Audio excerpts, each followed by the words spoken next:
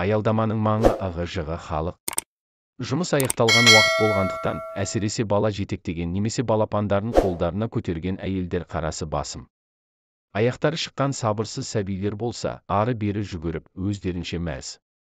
Осындай ду-дуы мол жаздың әдемі кешінде аялдамадағы көпшіліктен шеткерек оқшау жерде, үлкен Қытай сөмкесінің бауын екі қолымен ұстап бір қыз тұрды. Ол да осы көңілді балапандарға қарап сүйсініп тұрған тәрізді.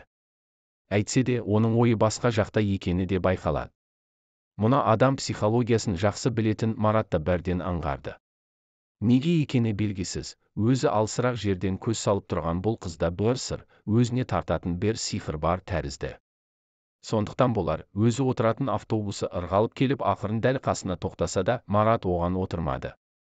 Ал алабұлттай жөңкілген жұрттың біразы жаңағы мәшинеге мініп кетті. Аялдамада бірен-саран ғана кесі қалды. Ана оқшау тұрған қыздың бейнесінде еш өзгеріс жоқ. Ол тіпті дәл қазір аялдамада тұрғанын да ұмытқандай. Әйтсе де келесі бір автобус асығыс келіп гүрілдей тоқтағанда, одан шуылдай түскен бір топ қыз-жігіттердің көңілді дауыстарына ғана селт еткендей болды.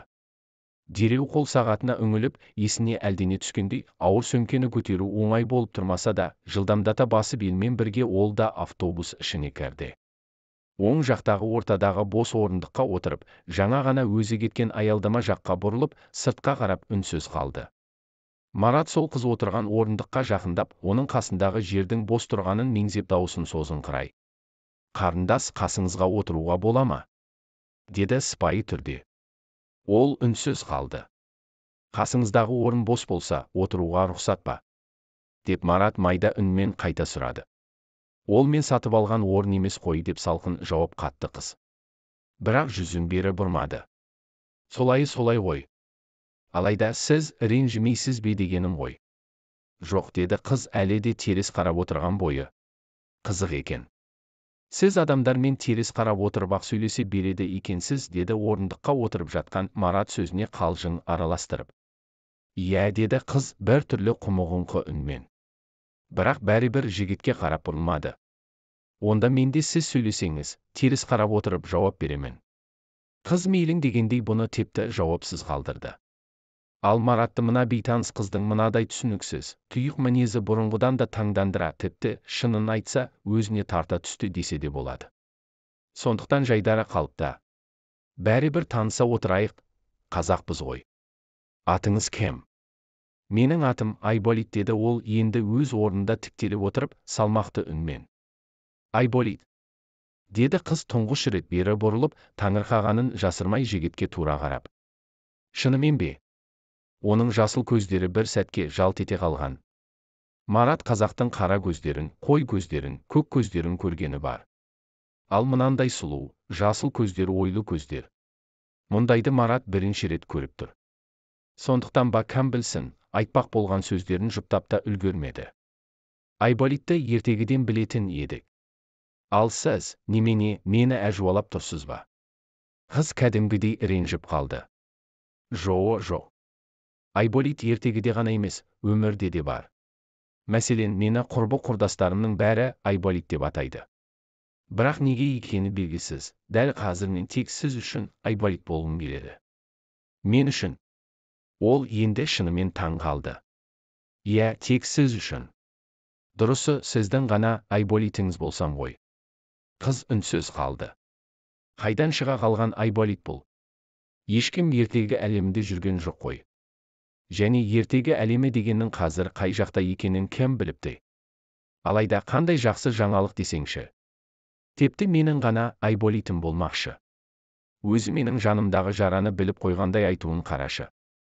Сонда бұл жай сәйкестік пе, әлде бізді тағдыр арнайы жолықтырып тұрғанның бір белгісі ме? Ой-ау, бұлай деп пайымдап отырғаныма жол болсын. Менің өзі басым боста жан емеспін ғой. Әрі қазір Айболиттердің емес, ғажайып роботтардың уақыты емес пе? Қыз өз ойының астарына сүңгіп кеткені соншалық, Марат тағы да оған бұрылып, қарындас дей бергенде тіпті селк ете қалды. Бұл дауысты мүлде күтпеген тәрізді. «Мені сіз де Айболит деп атасаңыз болады. Сонда шын мәнінде Айболитіңіз боламын. Әрі сіз маған жүрегіңіздің қалай ауыратынын айтасыз.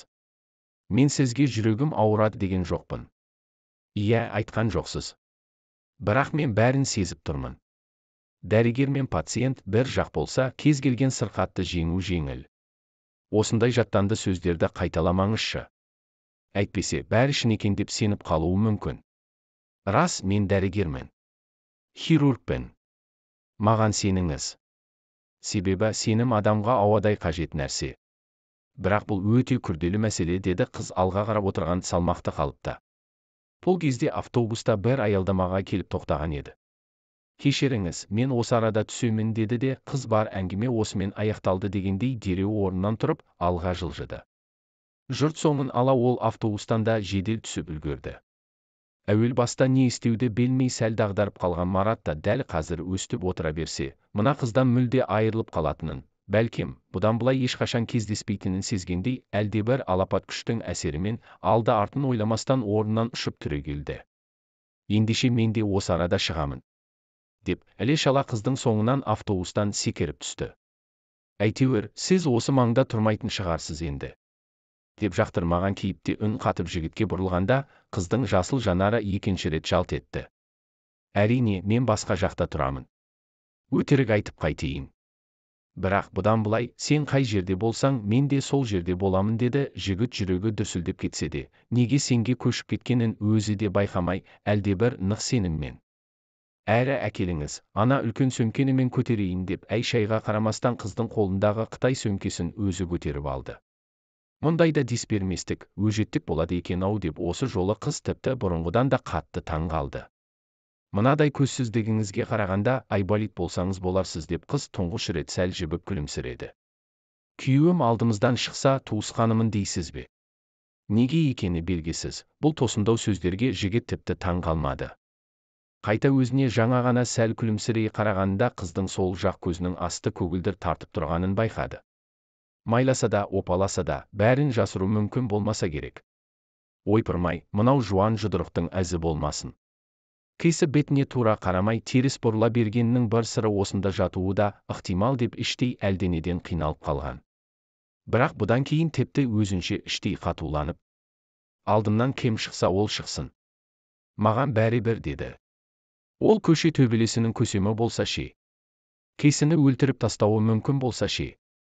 Ажалым содан болса, оны да көрермін. Қыз томсырайып тағы үндемей қалды. Жүзі жабырқау тартты. Екеуі қала шетіне жақын тау бөктеріндегі шағын ауылдың тар көшесінің шаңын басып жай аяңдеп келеді.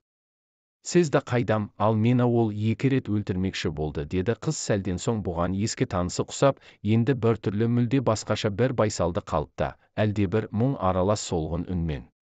Тіпті ұзақ баяндауға жүк болатын әңгіменің қақ ортасына бір-ақ көшкенін өзі де аңғармай қалған тәрізді. Қалай? Мына заманда өлтірмек болғаны несі? Енді жігіт қатты таң қалды. Әуелде мен өзім де оның не мақсаты барын түсінбеген едім. Отбасындағы күнбе-күнгі ырың-жырың деген бір-біріне ұқсас бола береді ғой. Артынан сол оқиғадан кейін, арада бірталай уақыт өткен соң ғана ойланып барып, бәрін ұқтым. Сол жолы және одан бұрын бір рет ол мені шынымен өлтіруі, жоқ қылуды көздеген екен. Қойыңыз, бұл сұмдық қой. Не үшін сонда? Шынында сол өткен нәрселер жайлы айтқымда келмейді. Екеуі жай басып ілбіп келеді. Мұндай әңгімені жалғап әкетудің өзі де оңай емес. Сонда да Марат іштей сілкініп, жоқ, бұлай болмайды. Онсыз да менің тынышым кетіп қалды. Ал мұның анығын білмесем, бұдан былай тіпті мазам болмайтыны сөзсіз, деді әлденеге тас түйін бекінген күйі. Қап, бұл нәрсені неге бастадым екен? Деп налыды қыз. Шыны керек, ол қатты мұңайғанын жасыра алмады. Ішкі арпалысын білдірмеуге тырысып бағуда. Айдаладағы біреуге бір көргеннен осынша сырымды айтып маған не көрінді? Және бір еркектен көрген жәбірді екінші бір еркекке айту. Бұл не деген кереғар дүние? Бұл кесі сотта емес, адвокатта емес. Ақыр аяғы доста емес. Оны айтасыз, тіпті танысымда емес. Мен шынында жынданайын деген шығармын. Әлде бәріне өзімнің соншама тұйықталып, жалғыздыққа әбден бойұсынып, бар жұрттан безініп кеткендігім кінәлі ме? Олай болса, нағыз психологиялық тоқырау осы шығар. Онда мен шынымен дәрігерге көрінуім керек болар. Ал сондай бір дәрігер дәл қасымда келе жатыр емес пе? Жігіт осы арада бұдан ары ештеңені күткісі келмегендей сөзді өзі бастап кетті. Бәлем, сізді қызғанғаннан болған шығар бәрі. Шыны керек, сіздей сұлу әйелді қызғанбау да қолдан келмейтін шаруа болар. Оған жігіттің жігіті ғана шыдауы мүмкін. Жоқ. Құдай сақтасын. Бұл мүмкін бе? Сонда қандай өмір болды? Ешқандай да өмір болған жоқ. Ол үлкен лауазымды қызмет атқаратын. Ол бәрін біле тұра, менен кетпеді. Себебі біз ажырасақ, ол тақтан айырылатын еді. Әрі біздің бір қошақанымыз бар болатын. Ұлымыз. Солай де. Көндік те. Ал сен қалай шыдадың? Айтпа, итшілеген өмір. Талай рет ішіп келіп те, ішпесе өз-өзінен ызаланып та мені ұрып соқты. Одан да махаббат деген жарықтық туындамайды екен. Біздің заманда ұрып соғу деген тіпті сорақылық қой. Марат көзін көрмеген замандасы үшін ұялып қалды. Біздің заман өткен заман дейтіндей ештеңе жоқ. Әйелді отбасында ұрып соғу деген ешқандай заманға қарамайтын болса керек. Соның бәріне сен қалай төздің? Деді жігіт осы жолы оған шын жаны ашып. Сенің жаның тым нәзік емес пе? Ұрып соғу түгіл, қатты сөйлеудің өзі саған ауыр тимей ме дегенді айта алмай дымы құрыды. Қайтейін? Өзі кетпеді. Мені де жібермеді. Және сен ең сорақысын білмейсің. Ол не сонда? Бұдан да сорақы нәрсе бола ма? Айтасың ба? Айтайын, айтпаған не қалды өзі? Сен зиялы жан тәрізді көрінесің. Бірақ менің әңгімемнің бәрін түсіну сағанда қиын болар. Неге? Мен ештеңе ұқпайтындай кесімін бе? Себебі сенің де затың еркек қой.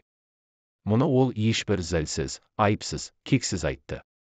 Өзі жақсы білетін риясыз шындық тәрізді оңай жеткізді. Айболит үн-түнсіз қалды, бірақ неге екені белгісіз, еркінен тыс, қасында келе жатқан қыздың ап-арық иығынан құшақтады. Күйзелгеннің әсері шығар, оның денесінде сәл-пәл діріл бар екен. Аяқ астынан мейірімі оянып, мына қуыршақтай әдемі ап-арық қызды ыстық құшағына алып, оны қатты қысқысы келді. Бірақ оның тәкаппарлығынан сескенді. Және ол біреудің келіншегі емес пе? Ол бар ғой, мені өзінше сүйді, күйеуімді айтам. Ол менен махаббат талап етті. Рас, мен отбасы үшін тырысып бақтым.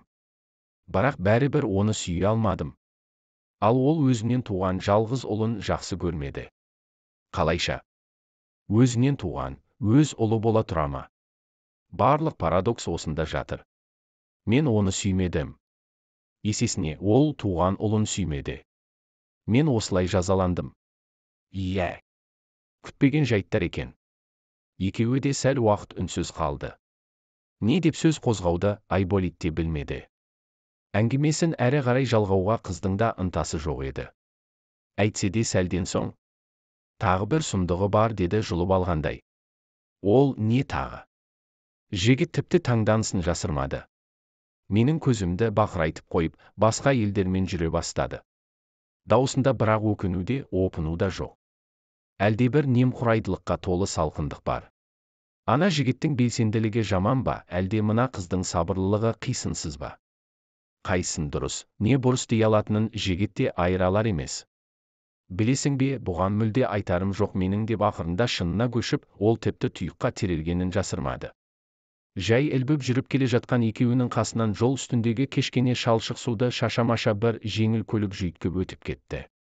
Екеуі бұл қалай, не деген мәдениетсіздік мынау деп ренжімек түгілі, мұнысы несі деп те оған көңіл бөлмеді. Ал сен өзің неге кетпей жүрсің? Деді жігіт бір кезде ұйқыдан шошып оянғандай ешке ызасын ешбір бүркемелемей қызға бүкіл денесімен бұрылып. Кетіп көрдім. Бәсе, біздің заман басқа ғой. Біз бүгін азаматтық теңдік орнаттық. Жаңарып, жаңғырып жатырмыз. Заман деп қоймадың ғой. Заман деген басқа, сенің үйің, отбасың бөлек нәрселер.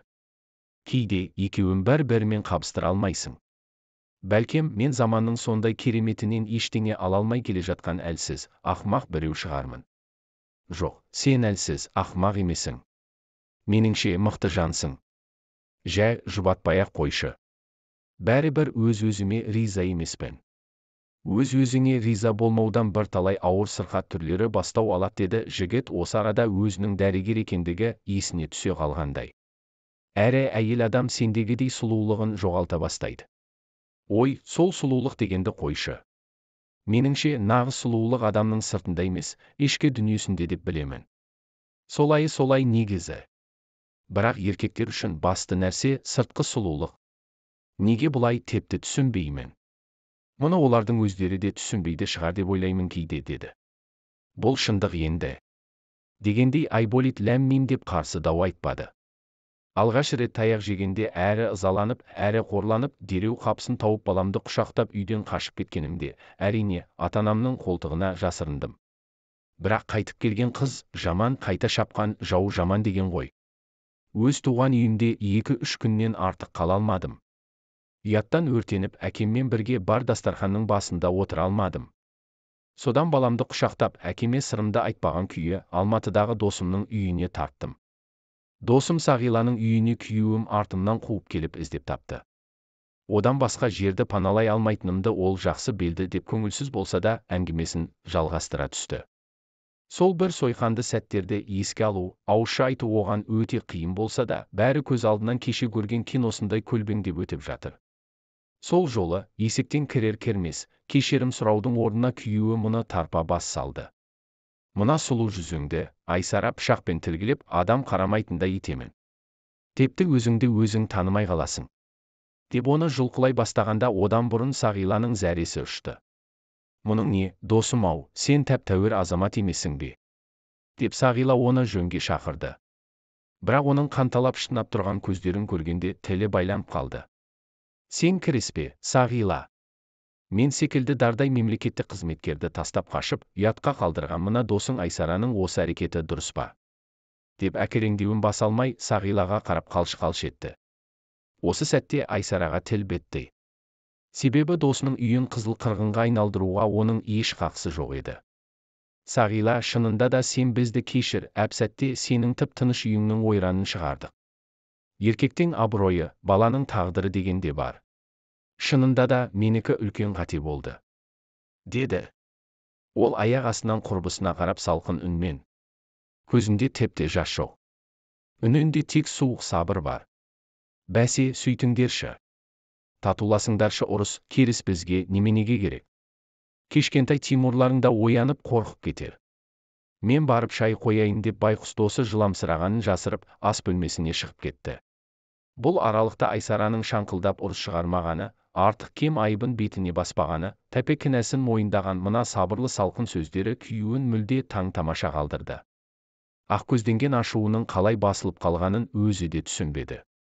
Осы Айсараның мінезіндегі әртүрлі ерекшеліктерді кейде өзіне тіпті оп-оңай бағындыра алатын сәттері болатынын күйеуі әлі де аяғына дейін ұғып болған жоқ.